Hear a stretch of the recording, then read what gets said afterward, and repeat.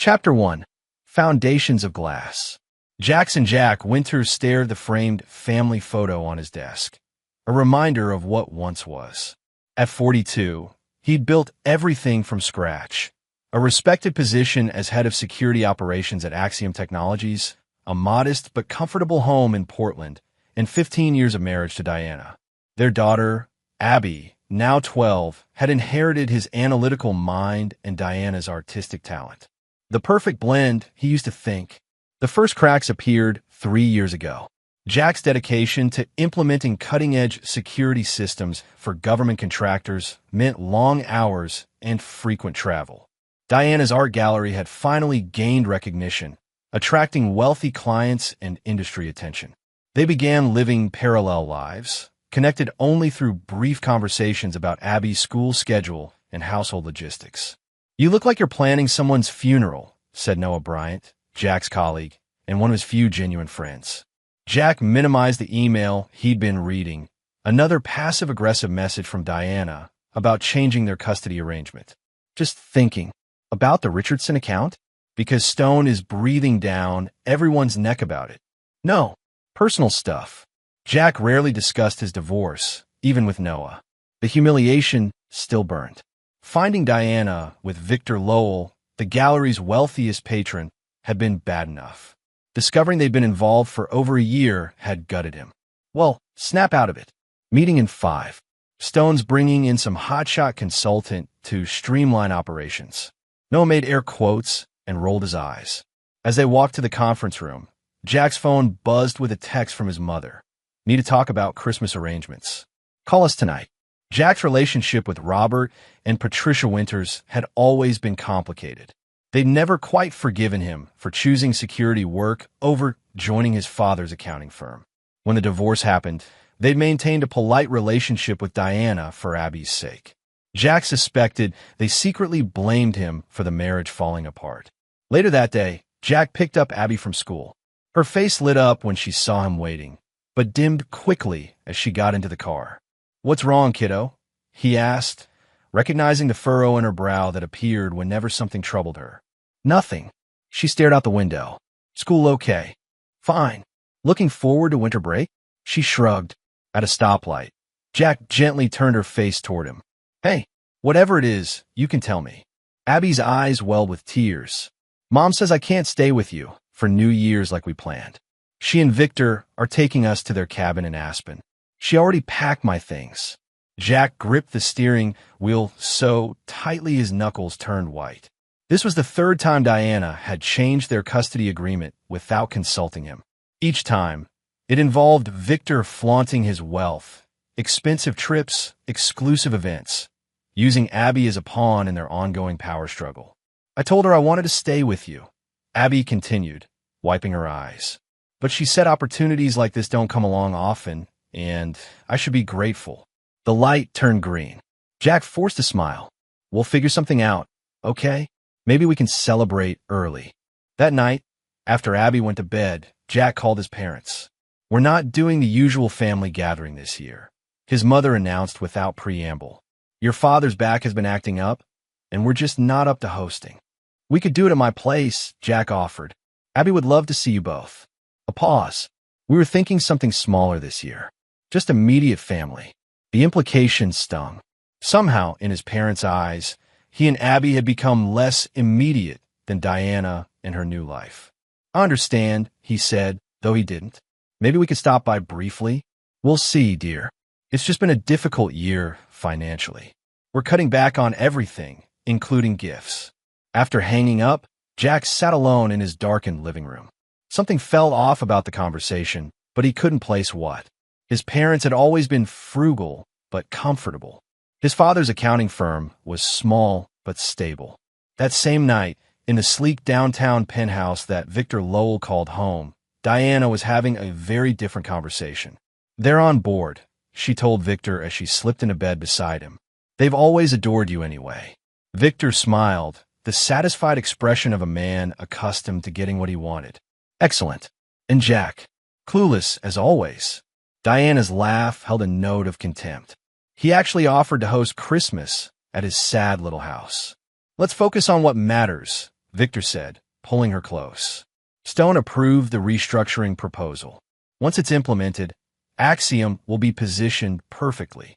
And Jack, Victor's smile turned cold.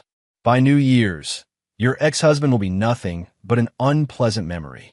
Neither of them noticed Abby standing in the hallway, having gotten up for a glass of water. She quietly returned to her room, clutching her phone, wondering if she should warn her father that something was very wrong. Chapter 2. The Christmas Deception. Snow fell gently outside Jack's apartment window as he wrapped the last of Abby's Christmas presents. He'd spent more than he should have: a new tablet for her digital art, books on animation, and art supplies, but seeing her face light up would be worth it. Despite Diana's last-minute schedule change, he'd managed to negotiate Christmas Eve with Abby. His phone buzzed. Noah's name appeared on the screen. "You're not going to believe this," Noah said without greeting. "Stone just called an all-hands meeting for December 27th. What? What? Organizational restructuring. You know what that means." Jack knew all too well. Layoffs just after Christmas. Any idea who's on the chopping block? Rumor is security operations is getting outsourced. That consultant's been meeting with the board all week. After hanging up, Jack tried to focus on wrapping presents, but Noah's news gnawed at him. Losing his job now, with alimony payments and Abby's upcoming school expenses, would be catastrophic. When Abby arrived the next morning, her smile didn't quite reach her eyes. "What's wrong, kiddo?" Jack asked as they decorated their small artificial tree. "Nothing." She placed a handmade ornament on a branch. "Mom and Victor are throwing a huge Christmas party tomorrow. Grandma and Grandpa are coming." Jack froze. "Your grandparents are going to Diana and Victor's?" Abby nodded. "Mom said they RSVP'd weeks ago. The same parents who claimed they were too tired and broke for family gatherings were attending Diana's party." Jack swallowed his hurt and confusion. "Well, we're going to have our own special Christmas," he declared, forcing cheerfulness into his voice. "Hot chocolate, Christmas movies, and enough cookies to make us sick." That night, as Abby slept, Jack scrolled through social media, a habit he'd mostly broken after the divorce. Diana had blocked him, but her profile remained public. Her recent post showed elaborate party preparations, caterers setting up, florists arranging centerpieces, and Victor standing proudly beside a 12-foot Christmas tree surrounded by mountains of wrapped gifts.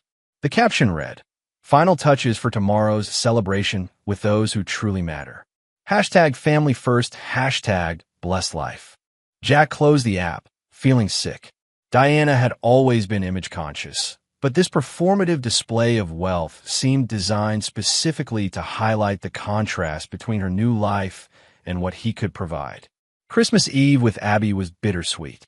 They baked cookies, watched holiday movies, and opened their gifts at midnight, a tradition from Jack's own childhood. Abby squealed with delight at the tablet and immediately started sketching. Jack's heart swelled watching her, momentarily forgetting his worries.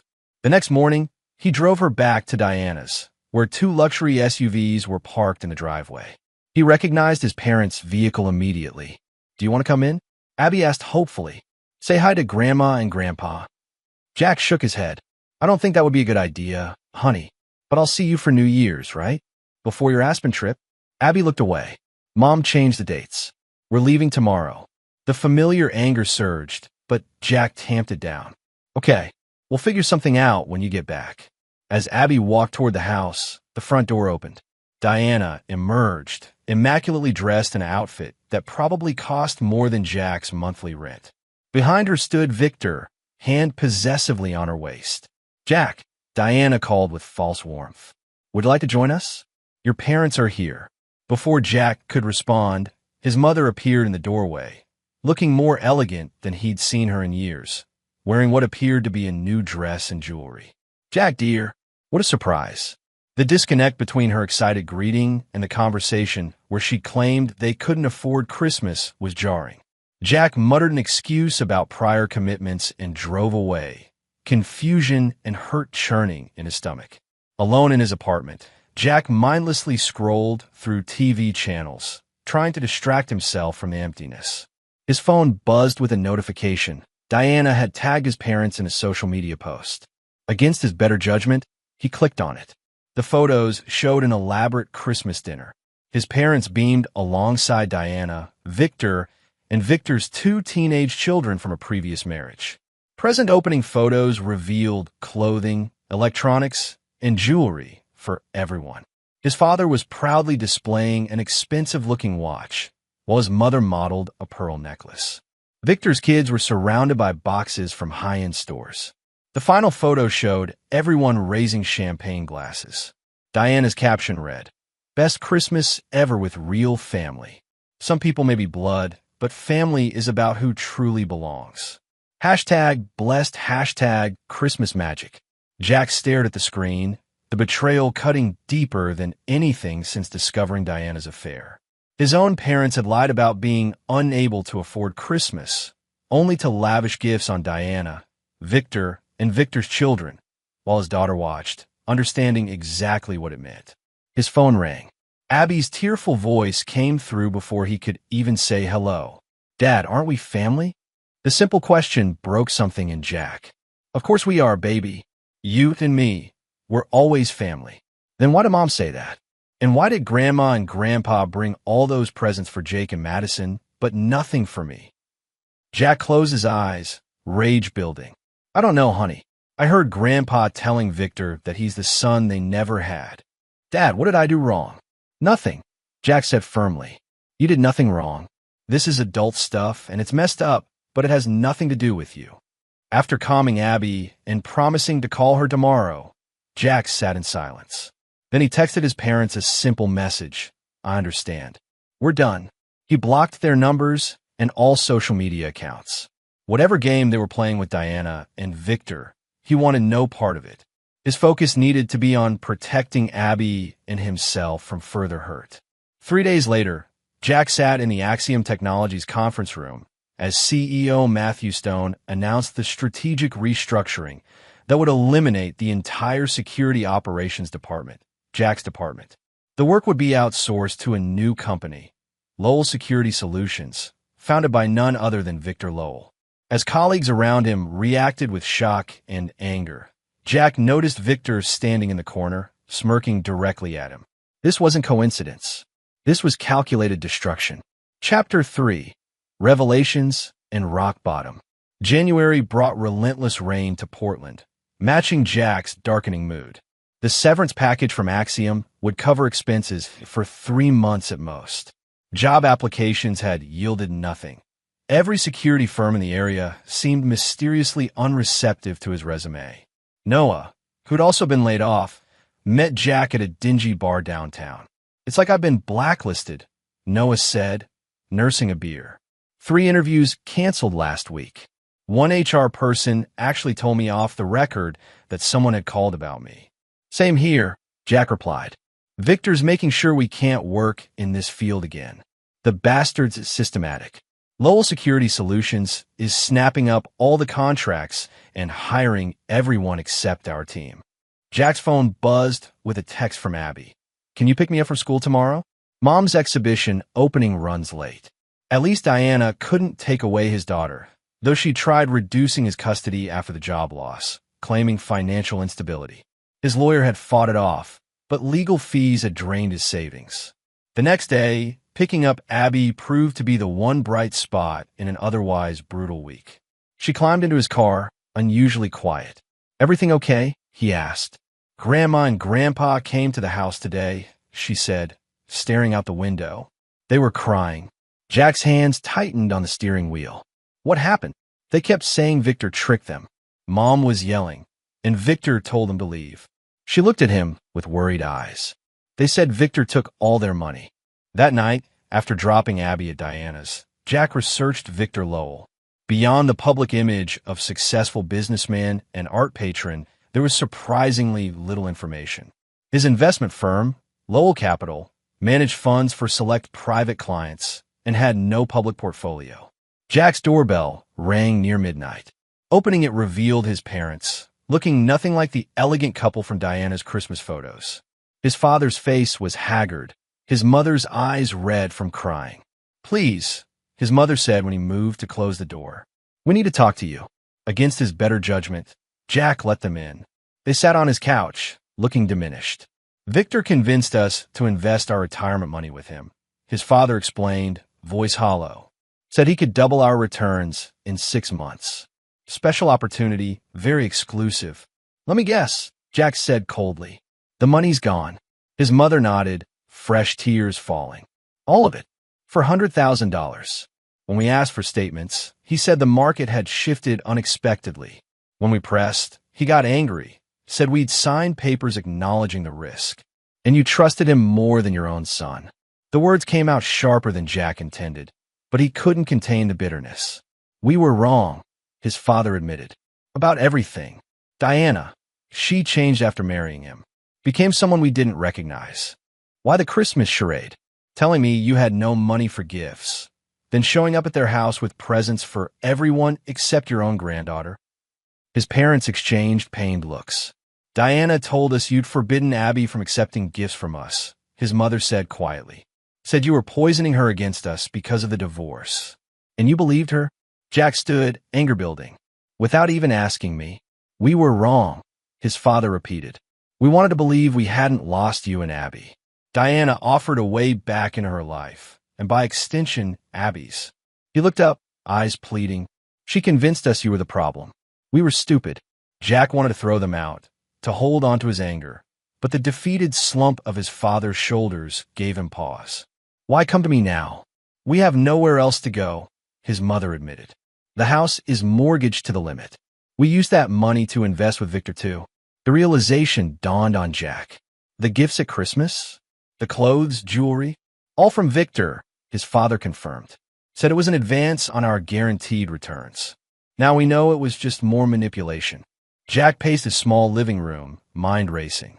Have you gone to the police? We consulted a lawyer, his father said. The paperwork we signed, it's legitimate. High-risk investment with no guarantees. We have no legal recourse. Later, after his parents left for a motel they could barely afford, Jack sat at his computer, diving deeper into Victor Lowell's background. The man had appeared in Portland 5 years ago, establishing himself quickly in the city's art scene. Before that, his history was murky, different names, different cities. A pattern emerged. Victor would integrate himself into wealthy communities, charm his way into exclusive circles, pursue relationships with well-connected women, and eventually vanish, leaving financial ruin in his wake. He operated just within legal boundaries, using charm and manipulation rather than outright fraud. Diana was just his latest conquests, useful for her connections to wealthy art collectors and, apparently, to Jack's position at Axiom. The security protocols Jack had implemented were likely valuable to someone with Victor's interests. As dawn broke, Jack's phone buzzed with a notification. Diana had posted on social media again. So thrilled to announce my promotion to Director of West Coast Operations for Lowell Capital's new art investment division. Some people mock package delivery as a career, but we can't all have real jobs with real impact. Hashtag bless life, hashtag career goals. The post included a photo of Diana in an elegant office, Victor's arm around her waist. Jack stared at the screen, confusion turning to rage as he realized the package delivery comment was aimed at him. He'd been forced to take a job with a courier service after weeks of unsuccessful interviews in his field. Whatever game Victor and Diana were playing, they weren't content with just winning. They needed to humiliate him completely. And they were using his daughter, his parents, and his career as pawns. Something shifted in Jack that morning. The man who had always played by the rules, who believed in fairness and justice, began to disappear. In his place grew something colder, more calculated. If Victor Lowell wanted war, Jack would give him one. But he would need allies, information, and a plan that would dismantle everything Victor had built. The rain continued to beat against his windows as Jack opened a new document on his computer and began to type. Operation Glasshouse. Chapter 4. Gathering Broken Pieces. February brought unseasonable warmth to Portland, as if the city were holding its breath for what would come. Jack had spent the last month meticulously building the foundation of his plan while maintaining a facade of defeat. The courier job provided more than just minimum wage. It gave him access to buildings, offices, and information that would otherwise be inaccessible. Each delivery to downtown high-rises was an opportunity to observe security protocols, note the habits of key players, and occasionally misdeliver packages that contained small devices capable of capturing network traffic.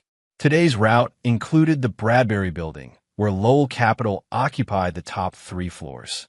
As Jack entered the lobby in his courier uniform, he spotted a familiar face, Meredith Chun, Diana's former assistant at the gallery and one of the few people who had reached out to Jack after the divorce.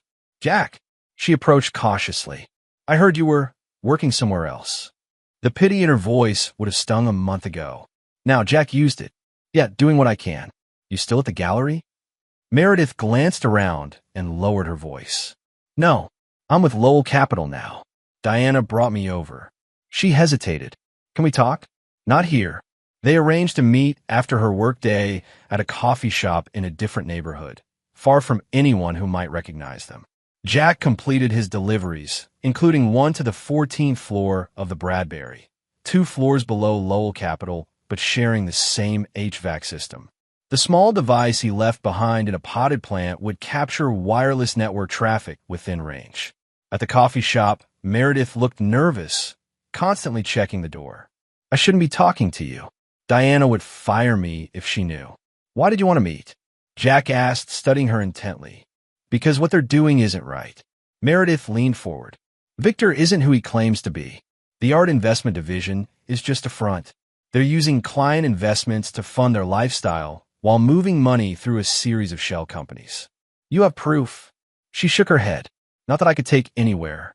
Everything technically follows regulatory guidelines. It's just structured to benefit them regardless of how the investments perform." "And my parents?" Meredith looked pained. "They weren't the only ones. Victor targets people with significant savings but limited financial sophistication. Your parents were just convenient." Jack absorbed this information. "Why are you telling me this?" "Because of Abby." Meredith's eyes welled up. "The way they talk about you in front of her, it's cruel. And Diana's changed. Everything's about status now, impressing Victor's friends. Abby's like a prop they bring out when it suits their image."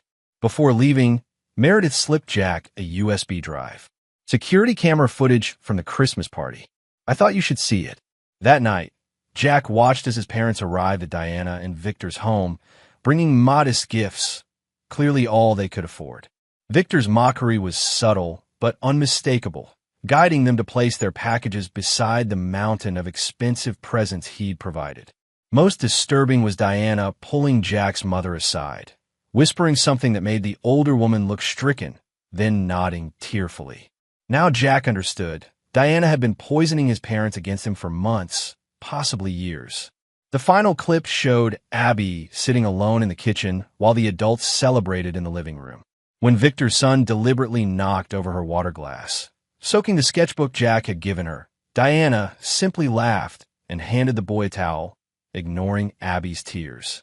Jack closed his laptop, cold fury replacing the hurt. This wasn't just about him anymore. The next day, Jack visited Noah, who had been forced to move to a smaller apartment after failing to find work in security. "I need your help," Jack said without preamble. "And it might not be entirely legal." Noah didn't hesitate. "After what Victor did to us, I'm in." Jack outlined his growing plan. "First, we need intelligence. Victor's operation has to have vulnerabilities. I still have contacts at Axiom," Noah offered. "People in IT who weren't laid off. They're not happy about the outsourcing." "Perfect. We also need to understand exactly how his investment scheme works." Over the next 2 weeks, their small team grew. Meredith provided internal documents and access codes. Noah's contacts at Axiom revealed that Lowell Security Solutions had implemented substandard systems, cutting corners to maximize profit. Jack's courier position allowed him to map the physical layouts of key buildings and identify potential entry points. They gathered in Jack's apartment, walls now covered with notes, diagrams, and timelines. "Victor's hosting a gala next month," Meredith reported. "All his major investors will be there. Diana's organizing it." "That's our window," Jack decided. "We'll need equipment." This led them to Miguel Ortiz, a former Axiom security specialist, now working as a bouncer at a downtown club. Like the others, he'd been blacklisted by Victor. You're talking about serious crimes, Miguel warned after hearing Jack's proposal. Breaking and entering, computer intrusion. I'm talking about justice, Jack countered. Victor destroyed lives and continues to do so. The system won't stop him. Miguel studied the plans. Even if you get the information, what then? Expose him? He has lawyers, connections. I don't want to expose him, Jack said quietly. I want to destroy him. Take everything, just like he took from us. As the others discussed logistics, Jack's phone rang, Abby's ringtone. He stepped away to answer.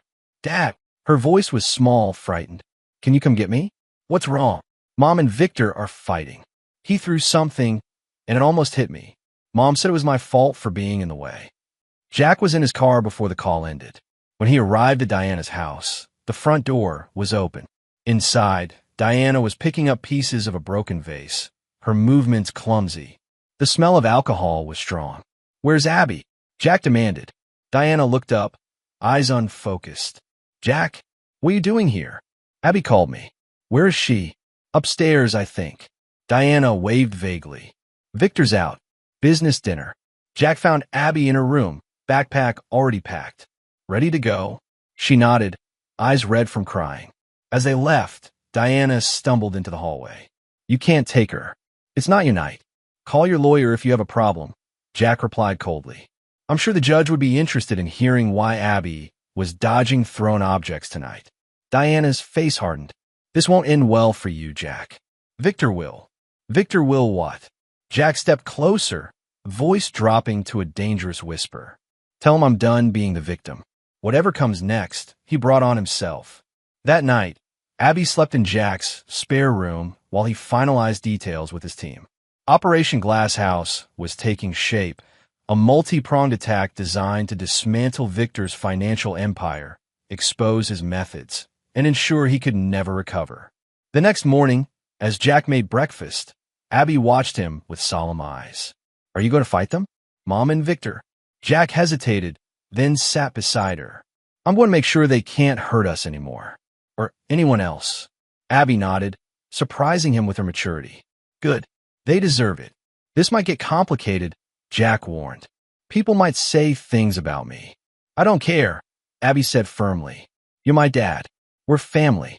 Jack hugged her tightly, more determined than ever to see his plan through. For Abby, for his parents who had been manipulated and ruined, and yes, for himself, to reclaim what had been taken and ensure Victor Lowell would remember the name Jack Winters for the rest of his life. Chapter 5. The First Strike. March arrived with torrential rains, turning Portland streets into rushing streams. Jack watched from his apartment window as lightning split the sky, a violent backdrop to the storm brewing in his own mind. Operation Glass House had progressed from planning to implementation. Miguel had acquired the necessary equipment, surveillance devices, specialized tools for bypassing security systems, and custom software for penetrating networks. Noah had cultivated sources inside Axiom's remaining staff, gathering intelligence on Victor's new security protocols. Ironically, the same ones Jack had designed and Victor had claimed as his own innovation. Meredith continued providing insider information from Lowell Capital, though her position grew increasingly precarious. Diana's watching me, she reported during their latest meeting. She's paranoid, checking my computer when I step away. We're almost ready, Jack assured her. Once we move, your part will be done. That afternoon, Jack received an unexpected visitor, his father, looking older than his 65 years. I went to the bank today, Robert Winters said without preamble. Try to get a loan using the house as collateral. He shook his head. There's already a lien against it. Victor? No. Diana. Robert's voice cracked. She had us sign papers at Christmas. Investment documents, she said.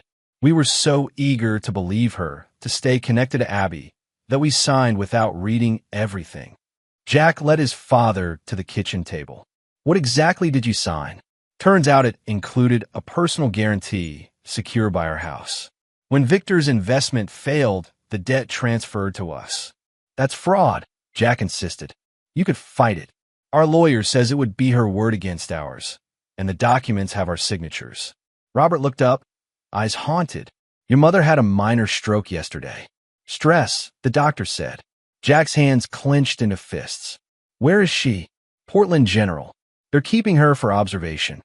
At the hospital, Jack found his mother looking frail in the sterile bed.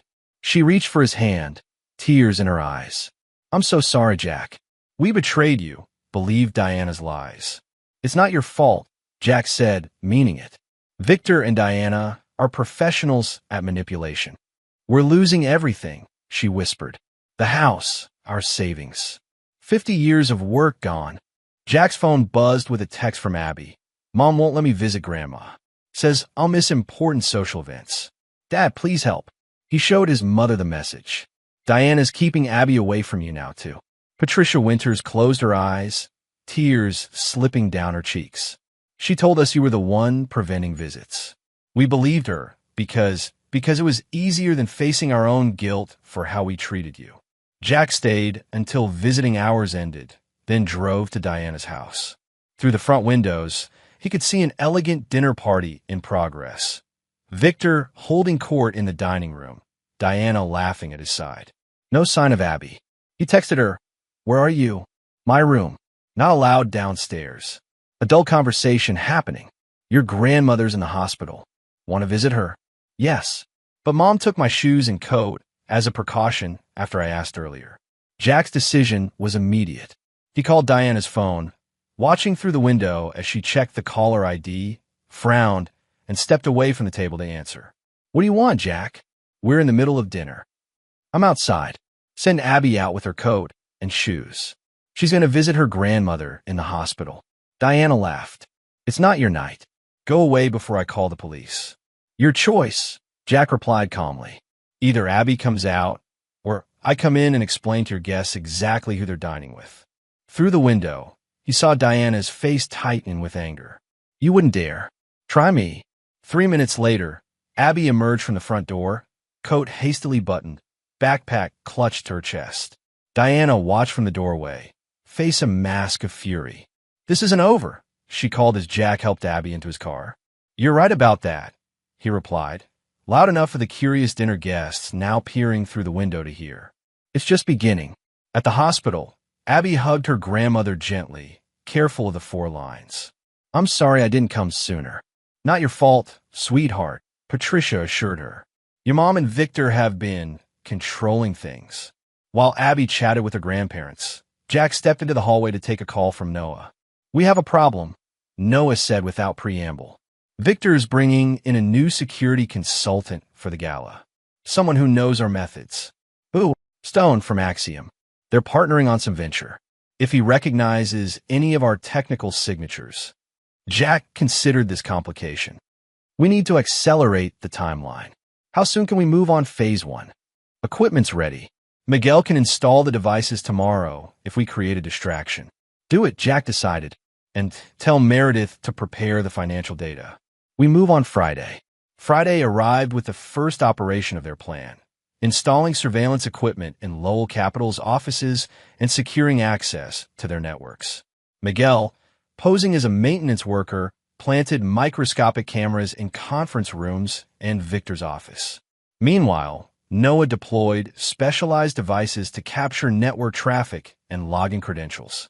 The real breakthrough came when Meredith provided access to Diana's work computer. From it, Jack extracted emails revealing the extent of Victor's scheme, systematically targeting wealthy investors, using psychological manipulation to gain their trust, then structuring investments to fail while he profited. Most damning were communications between Victor and Diana discussing Jack's parents specifically. Robert and Patricia are perfect marks. They're desperate to maintain a connection to their granddaughter, and their guilt over siding with Jack makes them vulnerable. "We can easily secure their house as collateral." Diana's reply was equally calculating. "I've been conditioning them for months. They'll sign anything if they think it keeps them in Abby's life. The Christmas party will seal the deal." Jack forwarded these emails to his father's lawyer, who immediately began proceedings to challenge the lien on their house. But this was just the beginning. Phase 2 targeted Victor's reputation among his investors. Using the access they'd gained, Jack's team identified clients who had already lost money but were being strung along with promises of recovery. Noah created a secure, anonymous platform to share evidence of Victor's methods with these investors. The result was immediate and devastating. 3 major clients withdrew their investments, demanding audits. Others began asking uncomfortable questions. Victor's carefully constructed image began to crack. Diana, sensing trouble, increased her social media presence, posting photos of their luxurious lifestyle with captions emphasizing their success and happiness.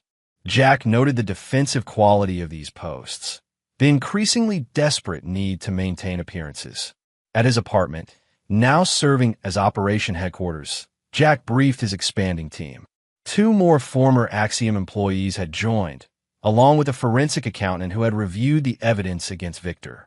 "He's panicking," Jack explained, showing them surveillance footage of Victor shouting at staff in his office. "Starting to make mistakes. Our sources say he's trying to liquidate assets and move money offshore." "What about Diana?" Meredith asked. "She's becoming suspicious of everyone. Yesterday, she fired her assistant for taking a phone call in the stairwell." Jack pulled up Diana's latest social media posts. "She's doubling down on the facade. Look at this." The post showed Diana in her office, caption reading, "While some people deliver packages, real executives make strategic decisions. So blessed to be partnered with a man of vision. Hashtag power couple, hashtag career goals." Noah snorted. "She really can't resist taking shots at you, can she?" "It's useful," Jack replied. "Keeps them focused on humiliating me publicly while we dismantle them from within." The next phase was more direct and more risky. Using the access they'd gained, Jack's team began systematically corrupting data in Lowell Capital systems. Not obvious enough to trigger immediate alarm, but sufficient to create inconsistencies in financial reports, client communications, and regulatory filings. Meanwhile, Jack had been cultivating a relationship with James Wilson, a financial journalist who had previously investigated investment frauds. Without revealing his identity, Jack provided Wilson with documentation of Victor's methods, including evidence related to cases in other cities where Victor had operated under different names. Wilson's resulting article didn't name Victor directly, but described patterns that matched his operation perfectly. Industry insiders immediately began connecting the dots. The pressure mounted when Jack anonymously delivered evidence of Victor's predatory targeting of elderly investors to the state attorney general's office. While careful not to implicate himself, Jack ensured the documentation was compelling enough to warrant preliminary investigation. Victor's response was predictable and exactly what Jack had anticipated. Rather than retreating or attempting damage control, Victor doubled down, hosting an extravagant party at his penthouse to demonstrate his continued success and influence. Jack watched from across the street as Portland's elite arrived, noting the absence of several key figures who had previously been Victor's strongest supporters. The cracks were widening.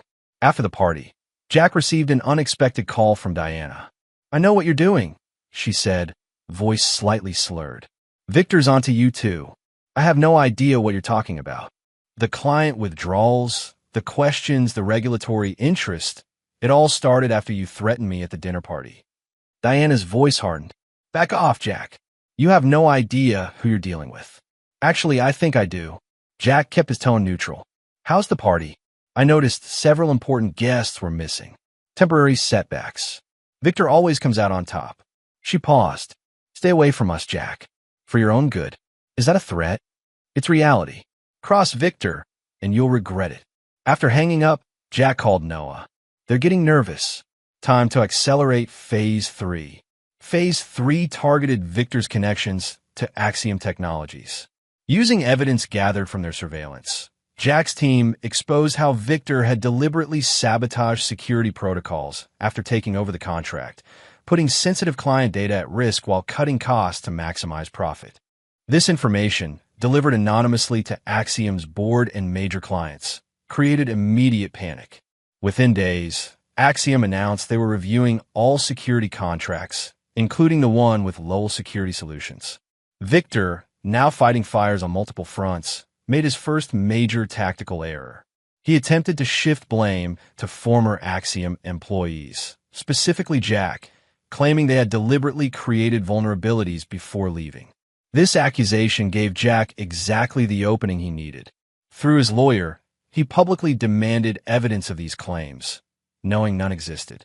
When Victor failed to produce proof, Jack filed a defamation lawsuit, forcing the conflict into the open.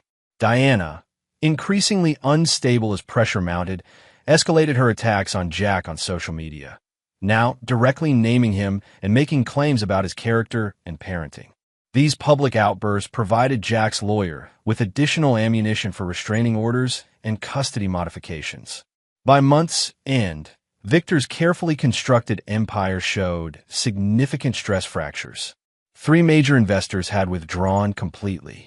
Regulatory agencies had opened preliminary inquiries. Axiom was reconsidering their contract. And most satisfying to Jack, his parents' lawyer had successfully challenged the lien on their house, citing the emails proving deliberate manipulation. But Jack knew better than to underestimate Victor.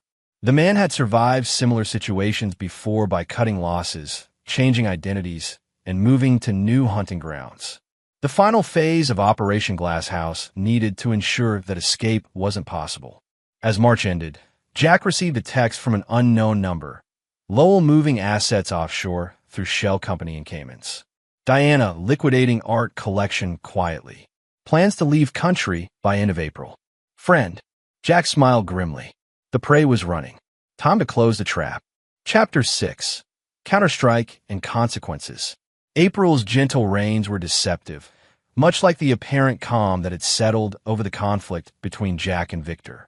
For 2 weeks, there had been no new public moves from either side. Victor had gone uncharacteristically quiet on social media, his usual stream of business achievements and social gatherings reduced to occasional bland corporate posts. Diana, too, had tempered her online presence, replacing mocking jabs at Jack with carefully curated images of professional success. To the outside world, it appeared the storm had passed. Jack knew better. They're consolidating, he explained to his team, now operating from a rented office space rather than his apartment. Cutting losses, securing core assets, preparing contingencies. Noah nodded. Our sources at Axiom confirm Victor's security contract is being terminated. Official announcement next week. What about Diana's art division? Jack asked. Meredith pulled up financial records on her laptop.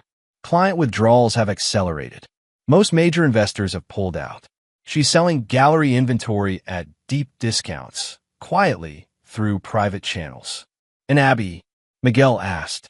Jack's expression darkened. Diana's fighting my custody modification request tooth and nail. Court date is still 3 weeks away. The temporary restraining order Jack had obtained after Diana's social media attacks had given him additional parenting time, but Diana was challenging it vigorously, hiring an aggressive attorney known for scorched earth tactics in divorce cases. We need to move faster on the financial tracking, Jack decided. If they're preparing to flee, we need concrete evidence before they can move the money. Their planning session was interrupted by Jack's phone, Abby's ringtone.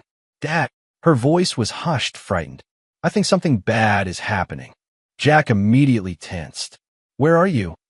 Mom's office. I'm supposed to be doing homework in the conference room, but I heard shouting. Victor came in really angry about something called asset freezes. Mom's crying, and he's throwing things. Is the door locked? Are you safe? Yes. But Dad, he said your name. Said you'd regret being born when he's done. Jack's blood ran cold. Stay put. Lock the door. I'm coming to get you. After ensuring Abby would remain hidden, Jack briefed his team. Victor's cracking.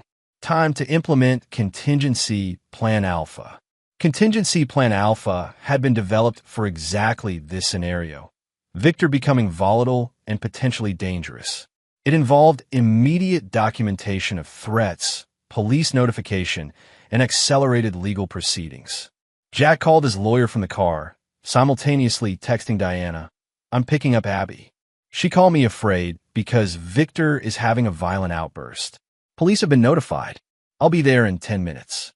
Diana's response was immediate. Don't you dare come here. Nothing is happening. Abby is fine. When Jack arrived at Lowell Capital's offices, he wasn't alone. Noah and Miguel positioned themselves discreetly in the lobby while Jack headed upstairs. His lawyer had arranged for a police officer to meet him there, citing concern for a minor's safety. The elevator opened to reveal Diana blocking the hallway, her normally perfect appearance disheveled. "You have no right to be here," she hissed.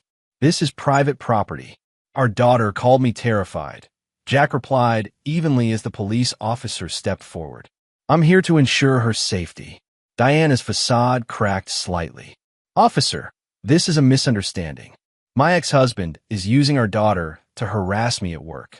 Before the officer could respond, a crash sounded from down the hall, followed by Victor's voice bellowing obscenities. The officer's demeanor immediately changed. "Ma'am, I need to check on the child's welfare." While Diana argued with the officer, Jack texted Abby, "We're here. Stay in the conference room." The confrontation escalated when Victor emerged from his office, face flushed with anger. Upon seeing Jack and the police officer, he froze momentarily, then composed himself with visible effort. "What's the meaning of this intrusion?" he demanded, straightening his tie. "Sir, we received a call concerning a child's safety," the officer explained. "I need to verify the minor is unharmed." Victor's smile was cold. "Of course. Diana, please show the officer that Abby is perfectly fine." Diana hesitated, then led the way to the conference room. The door was locked from the inside. "Abby, honey, can you open the door?" No response. Jack stepped forward. "Abby, it's Dad. You can open the door now." The lock clicked, and Abby emerged, phone clutched in her hand. She immediately moved to Jack's side. The officer took in the scene. Abby's frightened expression, Victor's barely controlled rage, Diana's uncharacteristic dishevelment. "I'd like to speak with the minor privately." What followed was a carefully orchestrated sequence that Jack had planned meticulously. While the officer interviewed Abby, Jack's lawyer arrived with emergency custody papers, citing the documented disturbance and Abby's recorded call as evidence of an unsafe environment. By day's end, Jack had temporary full custody, with Diana granted supervised visitation pending a full hearing. Victor, furious at this public humiliation, made his second critical error. He threatened Jack in front of witnesses, including the police officer. "You think you've won?" Victor snarled as Jack prepared to leave with Abby. "This is nothing. I will destroy you, your career, your entire existence." The officer stepped between them. "Sir, I strongly advise you to stop making threats." Victor sneered. "It's not a threat. It's a promise. Ask him about the break-ins at Lowell Capital, the corporate espionage. He's behind it all." Jack maintained a puzzled expression. "I have no idea what he's talking about. I'm just here for my daughter."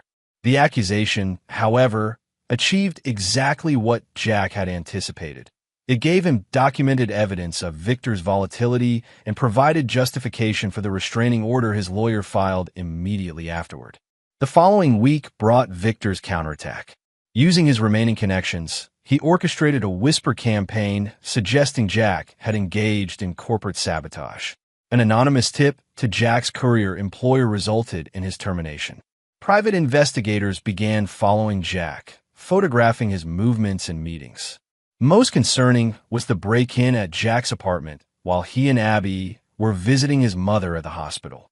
Nothing was stolen, but the message was clear: Victor could reach them anywhere. Jack accelerated the final phase of Operation Glass House. Using the financial data Meredith had provided, his team traced the movement of funds through Victor's shell companies. The forensic accountant identified patterns consistent with money laundering and tax evasion. Not enough for criminal charges, but sufficient to interest regulatory authorities. Through James Wilson, the financial journalist, Jack arranged for a comprehensive expose on Victor's operations, timed to coincide with the quarterly filing deadlines for Lowell Capital. The article, meticulously documented and legally vetted, revealed Victor's pattern of targeting vulnerable investors, his history of leaving ruined lives in different cities, and his current efforts to move assets offshore ahead of potential regulatory action. The aftermath was swift and devastating. The Securities and Exchange Commission announced a formal investigation. 3 banks froze accounts associated with Lowell Capital pending review. Former clients filed lawsuits seeking to recover losses. Victor's response was to go on the offensive publicly, giving an interview claiming he was the victim of a coordinated smear campaign orchestrated by disgruntled former employees of Axiom Technologies, specifically naming Jack. "This is corporate terrorism," Victor declared to a business reporter. Jack Winters couldn't accept being replaced by superior talent, so he's fabricated this entire narrative to destroy a legitimate business. The interview provided Jack with exactly the opening he needed. Through his lawyer, he filed a second defamation lawsuit, forcing Victor to either produce evidence of his claims or retract them publicly. Meanwhile, Diana began distancing herself from Victor's business operations, claiming in supervised visitations with Abby that she had been misled about the nature of Victor's investments. This transparent attempt to salvage her position only strengthened Jack's custody case. The pressure built when 2 former associates of Victor from different cities came forward with stories matching the pattern Wilson had described in his article. These testimonials corroborated the evidence Jack had accumulated, lending credibility to the emerging narrative of Victor as a sophisticated predator rather than a legitimate businessman. As April neared its end, Victor made his most desperate move yet. Using private investigators, he uncovered connections between Jack and Noah, Meredith, and Miguel. He attempted to have criminal charges filed, claiming they had conspired to hack Lowell Capital's systems and steal proprietary information. The police investigation that followed was exactly what Jack had prepared for. All the surveillance equipment Miguel had installed had been done through a legitimate front company with proper work orders authorized by Meredith in her capacity as an executive assistant. The network access Noah had utilized came through credentials Meredith had provided as part of her job duties. Most importantly, no actual theft of funds had occurred, only documentation of Victor's own illegal activities. The investigation quickly shifted focus from Jack's team to Victor himself when evidence of his offshore accounts and tax discrepancies emerged during the review of Lowell Capital's records. By month's end, Victor's empire was crumbling. Lowell Security Solutions lost its last major contract. The art investment division Diana headed was shut down amid client withdrawals. Regulatory freezes prevented access to most of their liquid assets. In a last desperate gambit, Victor attempted to leave the country, only to be stopped at the airport due to a court order requiring him to remain available for ongoing legal proceedings. Diana, realizing the sinking ship could no longer sustain her lifestyle, filed for divorce from Victor, her 3rd divorce in 10 years, as Jack's research had revealed. Jack watched these developments with cold satisfaction, but he knew better than to celebrate prematurely. Victor was wounded, but not destroyed. Diana was already positioning herself as a victim rather than a co-conspirator. And the final phase of Operation Glasshouse, the most dangerous and personal, was yet to come. On the last day of April, as Jack prepared Abby for bed in their new, more secure apartment, she asked the question he'd been dreading. "Is it over, Dad? Did we win?" Jack sat beside her on the bed. "Not yet, honey, but we're getting there. What happens next?" Jack thought of the final pieces moving into position. The offshore account traces, the documentation of Victor and Diana's manipulation of his parents, the evidence of their deliberate campaign to destroy his career and reputation. "Justice," he said simply, "and then we can start over. Just us." Abby hugged him tightly. "Promise we'll always be family? No matter what. I promise." Jack kissed the top of her head, his resolve hardening. For Abby, for his parents, for himself, Victor and Diana would pay the full price for their betrayal. Not just financially or professionally, but personally. They would experience exactly what they had inflicted on others, complete and devastating loss. The endgame was set for May. One final, irrevocable strike that would ensure Victor Lowell and Diana would never recover. Chapter 7. Checkmate in Motion. May in Portland brought sunlight and blooming flowers, a stark contrast to the storm Jack was about to unleash. Operation Glasshouse had entered its final, most crucial phase. Everything's in position. Noah reported during their early morning meeting at the secure office space. Financial traces complete, offshore accounts documented, communication records secured. Jack reviewed the detailed timeline on his laptop. What about Diana's movements? Meredith pulled up a surveillance report. She's filed for divorce from Victor, but still living in the penthouse. Her lawyer is negotiating for her to keep the art collection and property in exchange for her cooperation with authorities investigating Victor.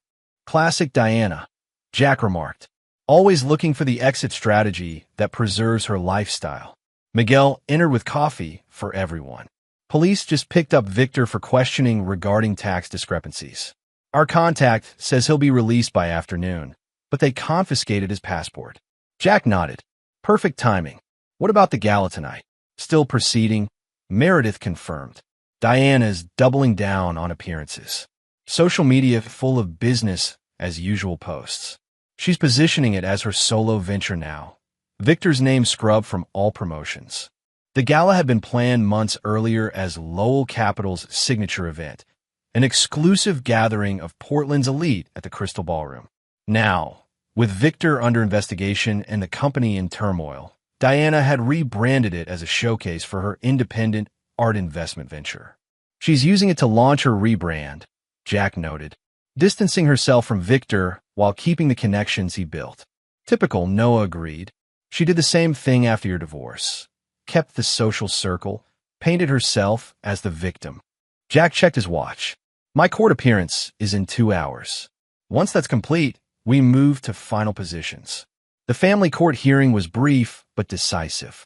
Armed with documentation of Diana's involvement in Victor's schemes, evidence of her attempts to alienate Abby from Jack and his parents, and testimony from the police officer who had witnessed Victor's volatile behavior, Jack's lawyer made a compelling case for permanent modification of the custody arrangement.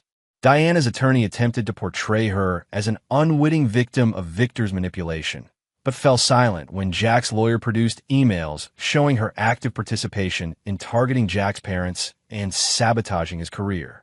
The judge's ruling granted Jack primary physical custody, with Diana allowed supervised visitation twice monthly. More importantly, Diana was ordered to pay child support based on her income from the gallery and investments, an ironic reversal of the financial burden she had tried to impose on Jack after the divorce.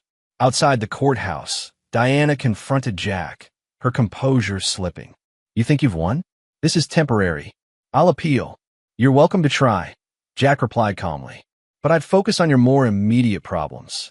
The forensic accountants are finding interesting patterns in your financial records. Color drained from Diana's face. What are you talking about? Your independent investments. The ones you managed separately from Victor. Did you really think no one would notice the similarities to his methods? Diana's eyes darted nervously. You're bluffing. There's nothing to find. We'll see. Jack turned to leave, then paused. Enjoy your gala tonight. I hear it might be your last for a while. The threat left Diana visibly shaken, exactly as Jack had intended. A panicked Diana would make mistakes, accelerate her plans, and potentially incriminate herself further. Back at their operations center, final preparations were underway. The team had expanded to include 2 former regulatory investigators who had been consulting on the financial trail, a cybersecurity specialist monitoring digital communications, and James Wilson, now fully briefed on the complete scope of Victor and Diana's operations. Diana will be scrambling after the court ruling, Jack explained. She'll try to secure assets, reach out to allies, possibly accelerate plans to relocate funds. We need to capture all of it. Noah's team had already positioned surveillance at key locations: Diana's home, her gallery, the Crystal Ballroom where the gala would be held. Meredith's inside access provided real-time monitoring of Diana's communications with lawyers, financial advisors, and remaining clients. Most crucial was the evidence Jack had been assembling for months. A comprehensive dossier documenting not just Victor's predatory investment schemes, but Diana's equal partnership in them.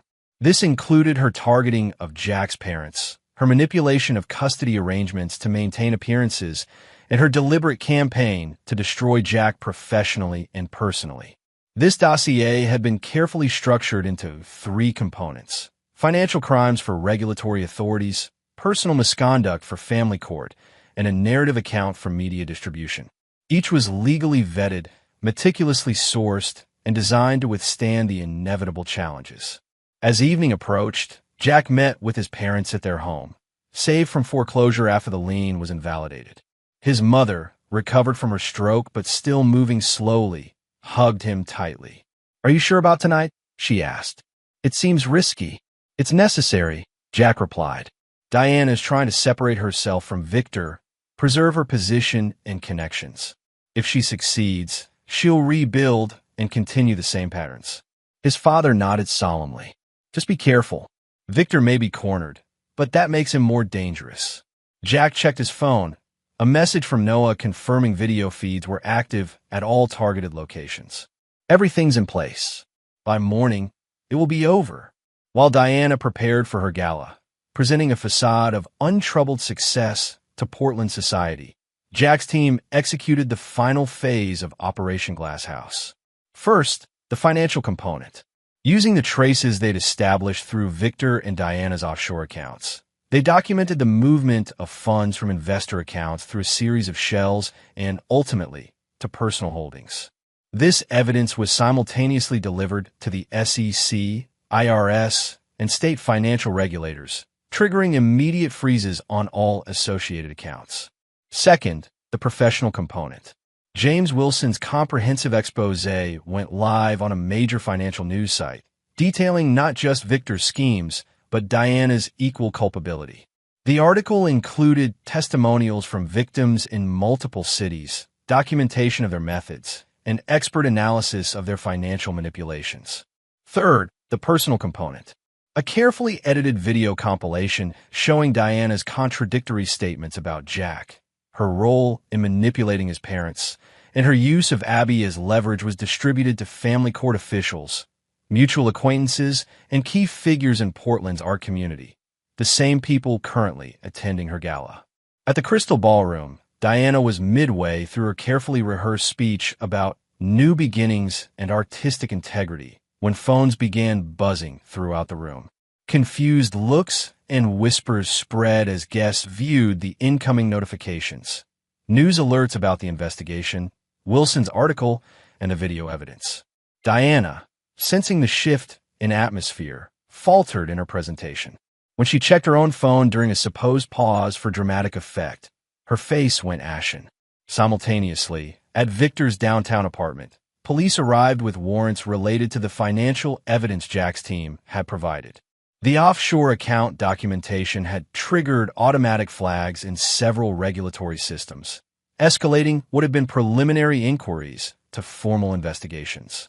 Victor, already under pressure from earlier questionings, made his final catastrophic error. He attempted to flee through a service exit, only to be apprehended by officers positioned there based on intelligence from Jack's surveillance. Back at the gala, Diana's carefully constructed facade crumbled as guests began making excuses and leaving.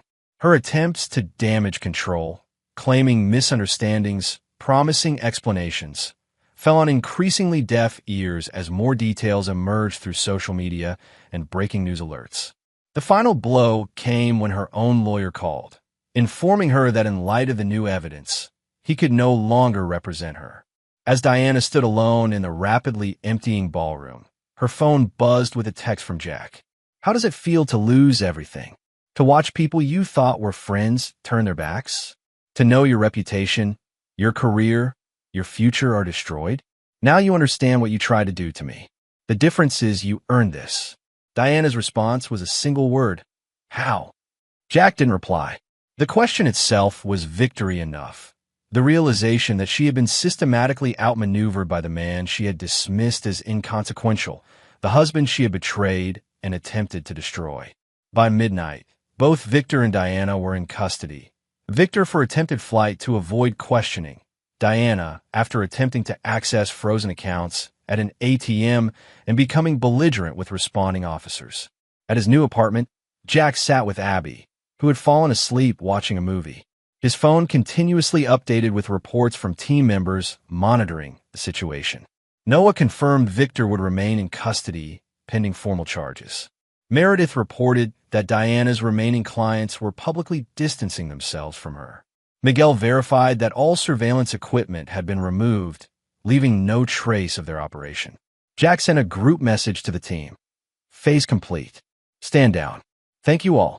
As he closed his laptop, Jack felt not the triumph he had expected, but a quiet sense of justice served. Victor and Diana had destroyed lives without remorse, using people as stepping stones to wealth and status. They had targeted his family, manipulated his parents, attempted to alienate his daughter, and systematically dismantled his professional reputation, all while mocking his efforts to rebuild. Now they would experience what they had inflicted on others, not through illegal means or direct action on Jack's part, but through the exposure of their own crimes and manipulations. The system they had exploited would now process them accordingly. Jack received one final message that night from James Wilson, story going national tomorrow. Interviews requested. Your name kept out as requested, but authorities will eventually connect dots. Prepared for that. Jack replied simply, let them. Everything we did was documenting their own actions. The truth speaks for itself. As May's first week concluded, the full extent of Victor and Diana's operations became public knowledge. Investigations expanded to include their activities in previous cities, uncovering patterns of financial predation dating back years. Former victims came forward, empowered by the exposure, adding to the mounting legal challenges. Victor remained in custody, denied bail due to flight risk. Diana, released on bond, found herself increasingly isolated as former friends and associates avoided association with the growing scandal. The gallery closed, her art connections evaporated, and a lifestyle she had cultivated through manipulation and betrayal disintegrated. Jack's parents began recovery proceedings against both Victor and Diana, joining a growing class action lawsuit representing dozens of defrauded investors. The evidence Jack had gathered ensured these claims would be difficult to dismiss or delay through legal maneuverings. Most importantly to Jack, Abby was now protected from Diana's manipulations. The custody ruling, reinforced by evidence of Diana's character and conduct, created a stable foundation for Abby's future, one where she wouldn't be used as a pawn or status symbol. Operation Glass House had achieved its objectives more completely than Jack had dared hope. Victor and Diana's carefully constructed world of illusion and exploitation had been systematically dismantled, leaving them to face the consequences of their actions. The final phase, reconstruction, could now begin. For Jack, Abby, and his parents, it was time to build something authentic from the ruins of betrayal. Chapter 8. The Unraveling. The summer heat arrived early in Portland, bringing with it a steady stream of revelations as Victor and Diana's empire continued to collapse under legal and public scrutiny. Jack observed the unfolding drama from a calculated distance, having stepped back from active involvement once the evidence was in official hands. His focus shifted to rebuilding his relationship with Abby, his parents' financial security, and his own professional standing. June brought the first formal indictments against Victor: tax evasion, wire fraud, and financial misconduct charges that carried potential decades in prison. His legal team's attempts to secure bail continued to fail as more victims came forward, strengthening the prosecution's argument that he remained a flight risk. Diana, though not yet indicted, faced mounting civil litigation. Former clients of her gallery filed suits, claiming she had deliberately misrepresented investments. The art world that had once embraced her now treated her as toxic, canceling exhibitions and severing partnerships. Jack monitored these developments while pursuing his own recovery. Through contacts Noah had maintained, he secured a position with a cybersecurity firm specializing in financial systems protection. Ironically, the same expertise he had employed to document Victor's crimes. His first major project involved developing protocols to prevent exactly the type of manipulation Victor and Diana had perpetrated. The irony wasn't lost on Jack, who now used his understanding of their methods to create safeguards for potential victims. Abby thrived under the new custody arrangement, her artistic talents flourishing without the pressure Diana had imposed to maintain appearances. She spent weekends with Jack's parents, rebuilding the relationship Diana had systematically undermined. One warm evening, as Jack prepared dinner in their apartment, Abby looked up from her sketchbook. "Dad, is Mom going to jail like Victor?" Jack paused, choosing his words carefully. "I don't know, honey. That's up to the courts to decide. Do you want her to?" Abby's directness sometimes caught him off guard. "What I want," Jack said after a moment, "is for her to understand what she did wrong and take responsibility for it, and for you to be protected from being hurt again." Abby nodded thoughtfully. "Mrs. Chun came to school today." "Meredith?" Jack was surprised. Meredith had maintained a low profile since providing crucial evidence against her former employers. "She's teaching in our class now. She saw me and looked scared, but I told her it was okay. She asked how we were doing." "What did you tell her?" Abby shrugged. "That we're okay now. That you smile more." Jack realized it was true. The consuming focus on revenge had lifted, replaced by something calmer but no less determined. A commitment to rebuilding rather than retaliating. Later that night, Jack received an unexpected call from his lawyer. "Diana's attorneys have proposed a settlement," she explained. "She's offering to relinquish all claims to custody in exchange for dropping the civil suits your parents are pursuing." "That's unexpected," Jack replied, suspicious of Diana's motives. "What's her angle?" "From what I gather, she's attempting to negotiate a cooperation agreement with prosecutors. Reduced charges in exchange for testimony against Victor. Having these civil matters resolved would strengthen her position." Jack considered this. She's cutting Victor loose to save herself. Classic Diana. "Do you want to consider the offer?" "Let me discuss it with my parents. I'll call you tomorrow."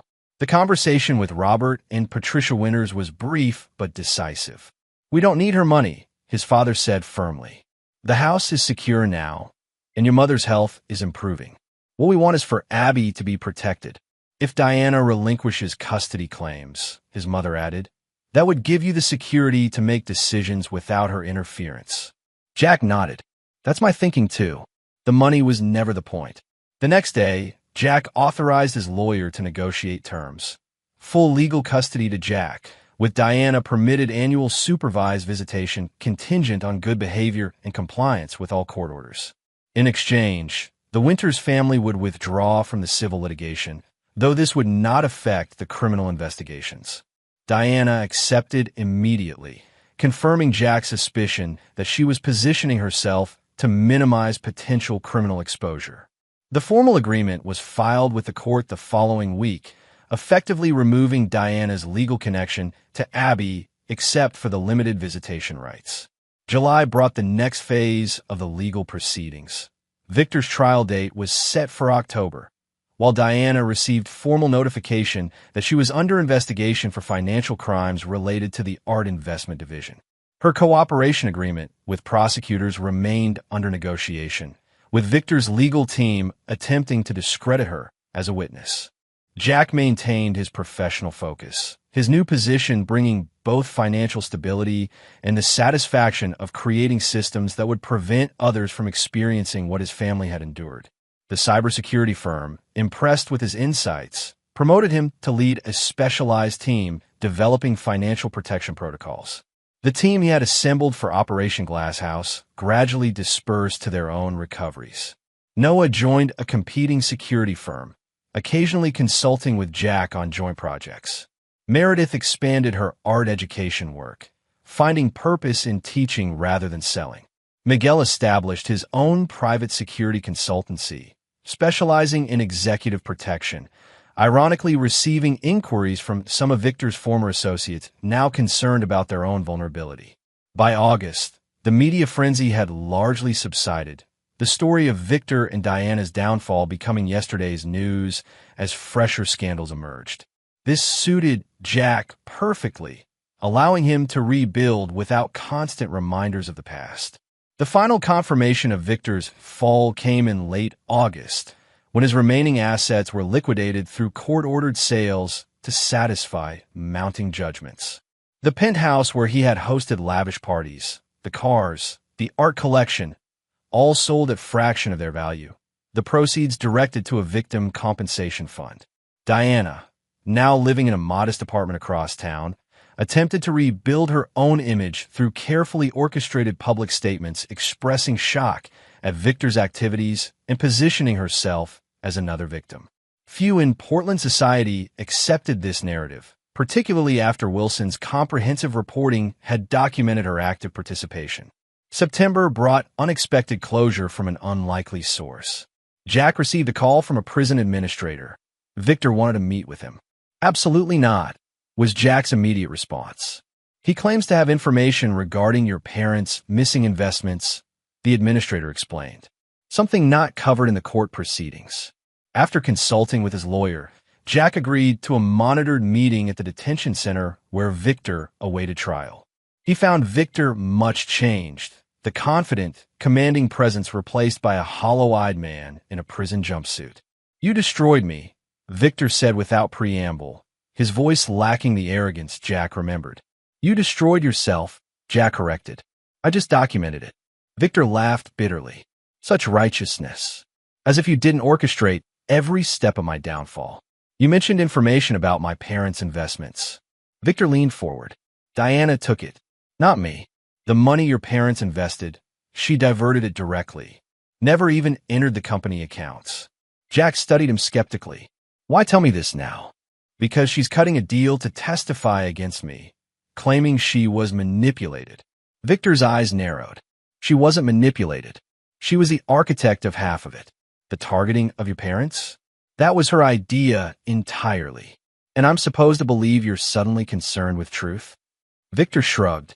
"Believe what you want, but check account number 85721 at First Mercantile. Opened in her maiden name, Diana Chambers. That's where your parents' money went. Not to investments, not to my accounts. Directly to her personal use." After the meeting, Jack shared this information with the prosecutors and his parents' lawyer. Preliminary investigation confirmed Victor's claim. A separate account existed, and transactions matched the timeline of his parents' investment. This revelation led to Diana's cooperation agreement collapsing, as prosecutors now viewed her as equally culpable rather than a lesser participant. New charges were filed specifically related to the theft from the Winters family, undermining her carefully constructed victim narrative. Diana's response was desperate. She attempted to flee Portland, only to be detained at Seattle-Tacoma International Airport attempting to board a flight to Mexico. Like Victor before her, she now faced trial from a detention cell rather than the comfort of bail release. October brought Victor's trial, a 3-week proceeding that documented his predatory practices across multiple cities and years. Jack attended key sessions, observing the man who had attempted to destroy him, facing the full weight of his accumulated crimes. The jury deliberated less than 6 hours before returning guilty verdicts on all counts. The judge, citing the calculated nature of the crimes and the vulnerability of many victims, imposed the maximum sentence, 22 years in federal prison, with no possibility of parole until at least 15 were served. As Victor was led from the courtroom, he locked eyes with Jack briefly. No words were exchanged, but the message was clear: acknowledgement of complete defeat. Diana's case moved more slowly, complicated by the new evidence regarding the Winters family funds. Her legal team repeatedly sought delays, hoping media attention would fade further. By year's end, however, she too faced trial, eventually accepting a plea agreement that included 5 years in prison and forfeiture of all remaining assets to victim compensation. For Jack, the legal proceedings provided closure, but not satisfaction. The true victory had come not from Victor and Diana's punishment, but from the rebuilding that followed their removal from his family's life. Abby continued to flourish, her artistic talents developing under positive guidance rather than Diana's status-focused pressure. Jack's parents recovered financially and emotionally, their relationship with their son and granddaughter stronger than before the ordeal.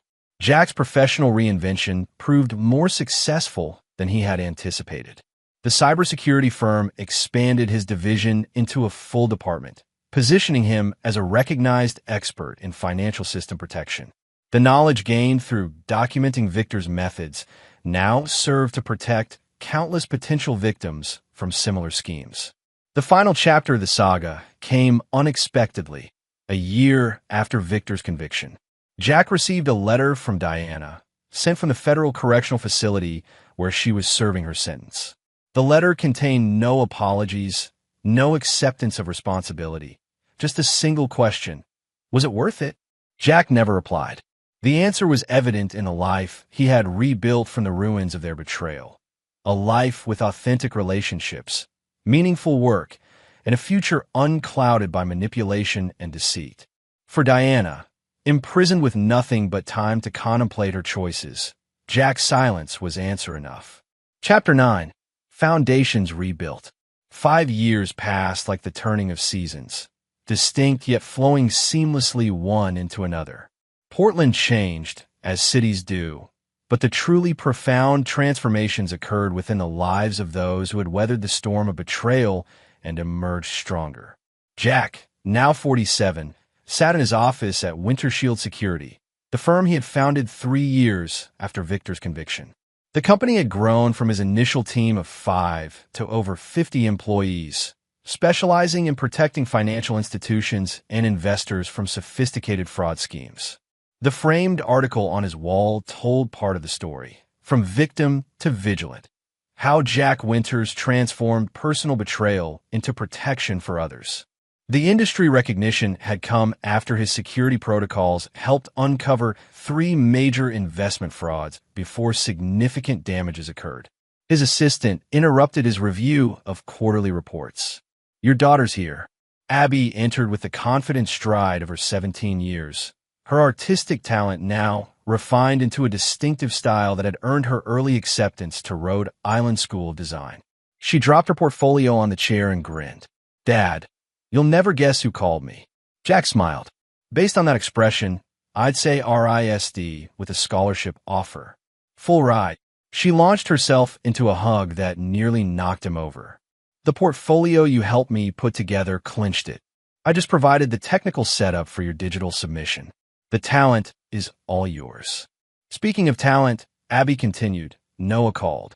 Said to tell you the Richardson implementation is complete and something about Victor 2.0 being contained." Jack nodded, understanding the coded message. Noah, now Winter Shield's chief technology officer, had been monitoring an investment scheme targeting elderly Portland residents, one bearing uncomfortable similarities to Victor's methods.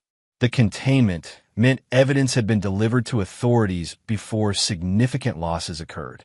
"How are Grandma and Grandpa? Still enjoying Florida?" "Loving it. Grandpa's teaching a financial literacy course at the senior center. He says it's inoculating potential victims." Robert and Patricia Winters had relocated to Florida 3 years earlier, their financial security restored through the Victim Compensation Fund and smart management of their remaining assets. Robert's new mission, educating seniors about investment fraud, had given him purpose beyond retirement. After Abby left for her afternoon art class, Jack reviewed the Richardson implementation details Noah had sent. The security system they developed incorporated lessons learned from documenting Victor's methods, creating tripwires that would alert compliance officers to patterns associated with predatory investment schemes.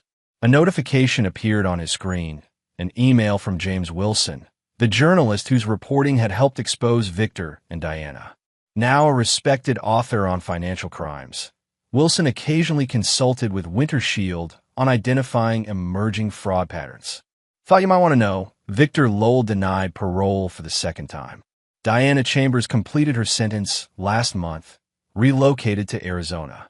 Neither returned to the financial sector. Your work continues to protect people long after their removal. Well done." Jack closed the email without responding. He rarely thought about Victor or Diana anymore, their significance in his life diminishing with each passing year. The lessons learned, however, remained invaluable, both professionally and personally. That evening, Jack hosted a small dinner gathering at his home overlooking the Willamette River. Noah and his wife, Meredith and her partner, Miguel and his family. The core group that had formed during Operation Glass House had evolved into genuine friendships that extended beyond their shared past. To 5 years of Winter Shield, Noah proposed a toast. And to the man who turned a personal vendetta into a mission. Jack raised his glass. To all of you. I couldn't have done it alone. Later, as the gathering wound down, Meredith found Jack on the deck, watching the city lights reflect on the river. Have you heard from her? Meredith asked quietly. Since her release? Jack shook his head. No. Wilson mentioned she's in Arizona now. Does Abby know? She knows Diana's out. She doesn't want contact. Jack turned to face his friend. Diana sent graduation cards the first few years from prison. Abby never opened them. Meredith nodded, understanding. Some wounds don't heal with apologies. I don't think Diana is capable of genuine apology, Jack replied. Her letters to Abby never acknowledged responsibility. Just vague references to misunderstandings and difficult circumstances. The conversation shifted to happier topics. Abby's college plans, Noah's new baby, Miguel's son's baseball scholarship. Lives moving forward, no longer defined by what had been lost, but by what had been built in its place. The next morning, Jack reviewed applications for Winter Shield's Victim Advocacy Program, a foundation he had established to provide legal and financial support to those affected by investment fraud. The program embodied the philosophy that had emerged from his own experience. Protection required more than just security systems. It needed human connection and practical assistance for those already harmed. His assistant announced an unexpected visitor, Detective Karen Reeves, the officer who had been present during the confrontation at Lowell Capitol years earlier. Now a lieutenant with the Financial Crimes Division, she occasionally collaborated with Winter Shield on cases. Sorry to drop in unannounced, she said, taking the offered seat. Thought you should hear this directly rather than through channels. Jack felt a momentary tension. Something about Diana? Reeves nodded. She's back in Portland.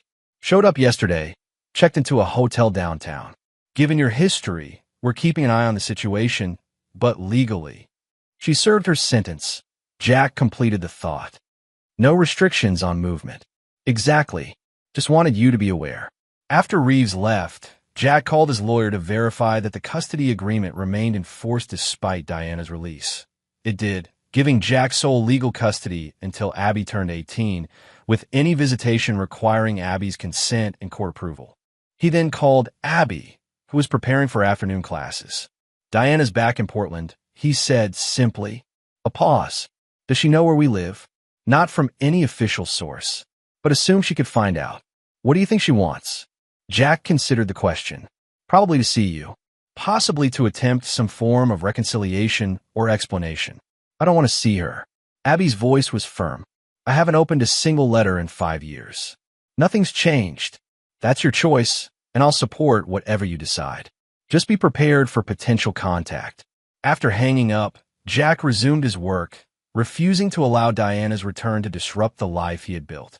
The company needed his focus, particularly with the expansion into East Coast markets scheduled for next quarter. 2 days passed without incident. On the third morning, Jack arrived at his office to find Diana waiting in the reception area. She had aged during her incarceration, her once immaculate appearance now simplified, her clothes replaced by practical business attire. When she saw Jack, she stood, visibly nervous. Jack! Diana. He kept his voice neutral. This is unexpected. I called for an appointment. Your assistant said you were booked solid for weeks. Jack gestured to his assistant. Clear 15 minutes, please. In his office, Diana declined coffee, sitting rigidly in the visitor's chair. You've done well for yourself, she observed, glancing around at the awards and company growth charts on the walls. What do you want, Diana? She met his gaze directly. To see Abby. To try to explain. She doesn't want to see you. Hasn't opened your letters. Hasn't expressed any interest in reconnecting. Diana flinched slightly. She's 17. Almost an adult. Shouldn't she make that decision directly? She has made that decision. I'm simply relaying it. Jack leaned forward. What did you expect, Diana? That 5 years would erase what you did? That she would forget watching you choose Victor and his children over her? Mock her father's efforts to rebuild? Use her grandparents as pawns? I've changed, Diana insisted. Prison gives you time to reflect. Reflection isn't redemption. Jack checked his watch. My 15 minutes are nearly up. Is there anything else? Diana reached into her purse and removed an envelope. Give her this, please. If she chooses not to read it, I'll accept that and leave Portland for good.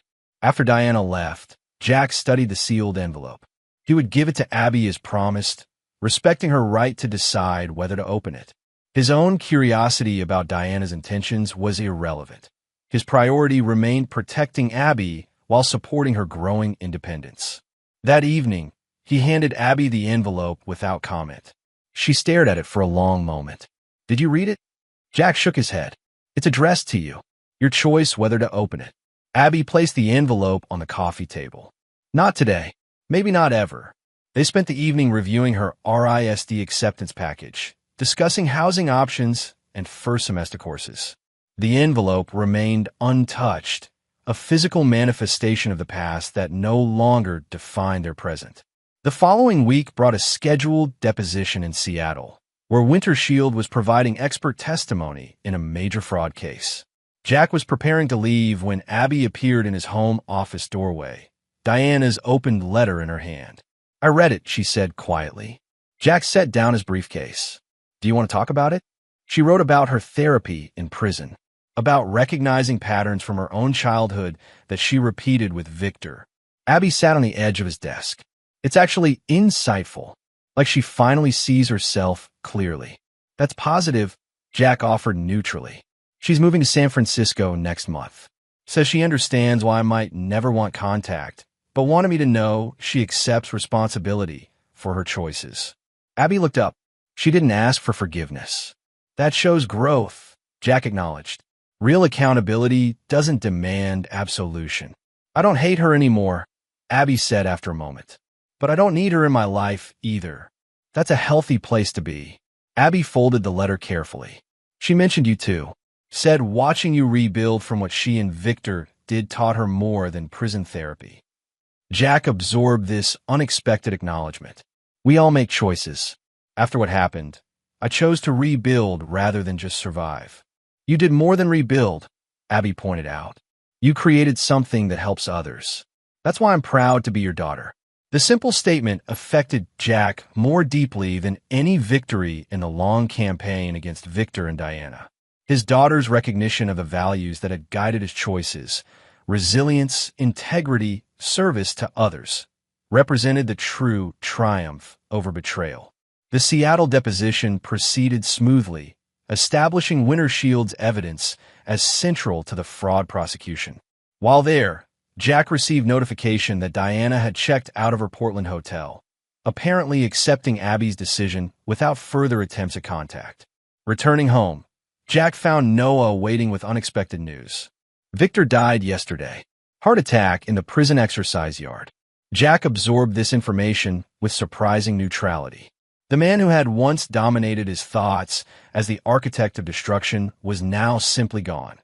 Neither celebration nor regret seemed appropriate. I'll let my parents know, was his only response. That weekend, Jack visited his parents in Florida, a trip scheduled before Victor's death, but now carrying additional significance. He found them thriving in their retirement community, Robert's financial literacy classes at capacity, Patricia's health fully restored. Over dinner on their patio, overlooking the ocean, Jack shared the recent developments, Diana's letter, Abby's response, Victor's death. Do you feel vindicated? His father asked directly. Jack considered the question. Not vindicated. Completed, maybe. Like the final period at the end of a difficult chapter. Are you at peace with it all? His mother pressed. Truly, I think I've been at peace for a while now, Jack realized. Building Winter Shield, watching Abby grow, seeing you both recover, that became more important than what happened before. His father raised his glass. To closing chapters and writing new ones. Returning to Portland, Jack found a small package waiting at his office, a legal document from Diana's lawyer, notifying him that she had established a trust for Abby's education expenses. The accompanying note was brief, no strings attached, no contact expected, simply an acknowledgement of obligation. Jack forwarded the document to his lawyer for review, confirming it contained no hidden conditions that might resurface later. Finding none, he added the information to Abby's college planning folder. she could decide whether to accept it.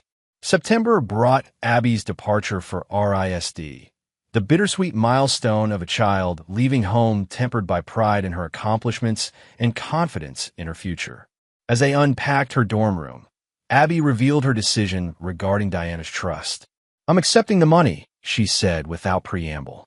"Not because I forgive her, but because turning education funds into art that helps others feels like the right kind of justice."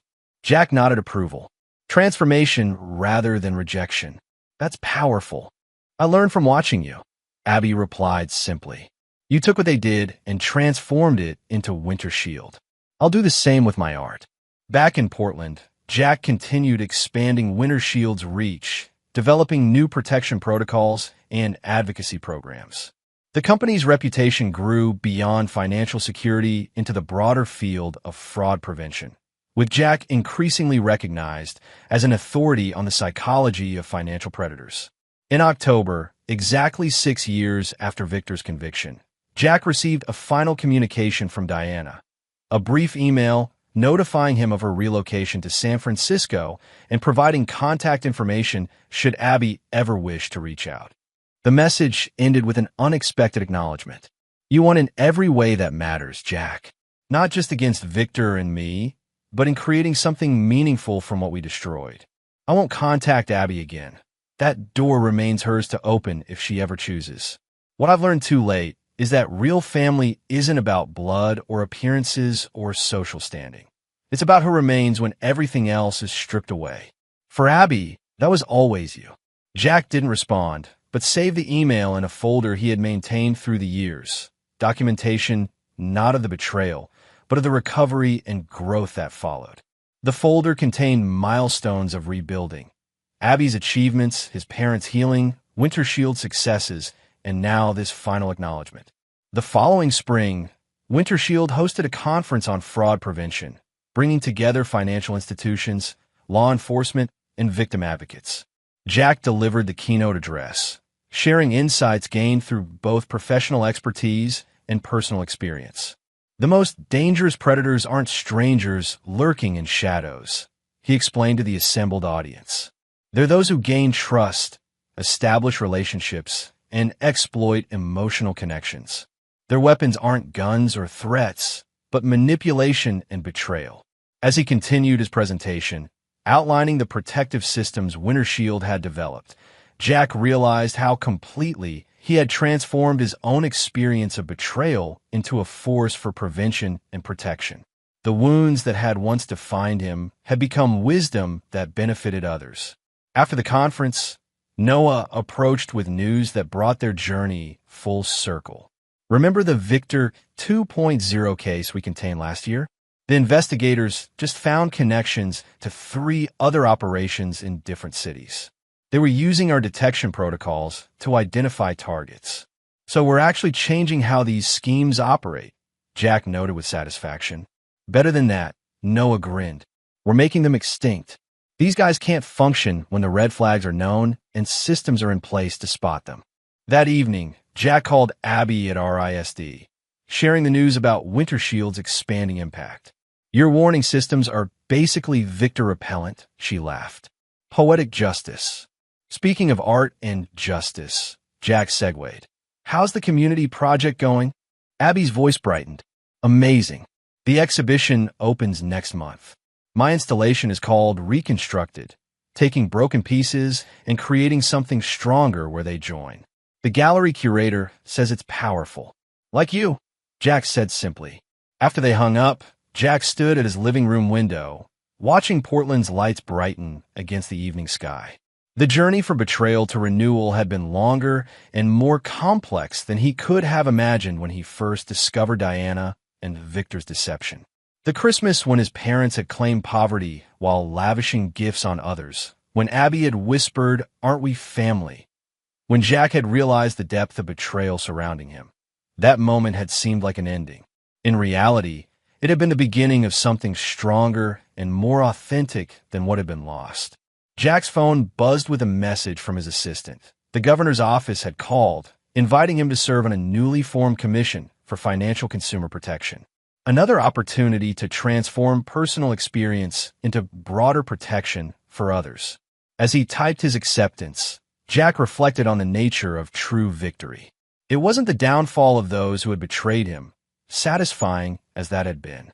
The real triumph lay in what had been built from the ruins, a life of integrity, meaningful work that protected others, and relationships based on genuine trust rather than manipulation. Victor was gone.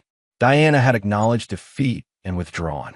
But Jack Winters continued building, creating ripples of protection that extended far beyond his personal experience. In the end, that was the most complete form of justice. Not just surviving betrayal, but transforming it into something that made survival more likely for countless others. The foundations rebuilt were stronger than what had been destroyed. Family, defined not by blood, but by loyalty and love. Career, focused on protection rather than profit. Relationships, based on shared values rather than convenience or status. In that transformation lay the final victory. The creation of a legacy that would long outlast the betrayal that had sparked its beginning. And there you have it. Another story comes to an end. What did you think?